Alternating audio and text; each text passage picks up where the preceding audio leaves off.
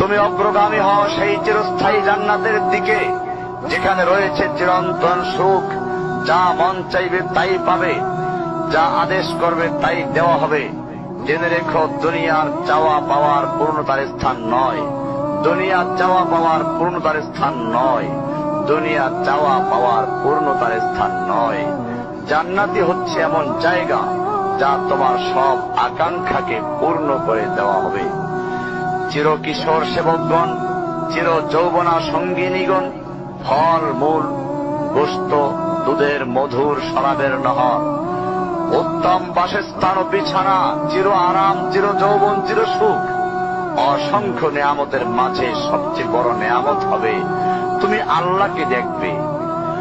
শুধু তোমাকে এটা বলাই যথেষ্ট মনে করছি, সবচেয়ে কম মর্যাদার যে জান্নাত লাভ করবে তা হবে দুনিয়ার 10টির সমান। সুতরাং হে মুসলিম, হে ভাই, আল্লাহ তোমার প্রতি রহম করুন। এই বার্তা তোমার কাছে পৌঁছার পর আশা করি তুমি তা তোমার পরিবর্তন এবং সংশোধনে যথেষ্ট হবে। গতানুগতিক চিঠি হিসেবে নিও না আমার এই পত্রকে, ফেলে দিও না, এটা ফেলে দেওয়ার নয়।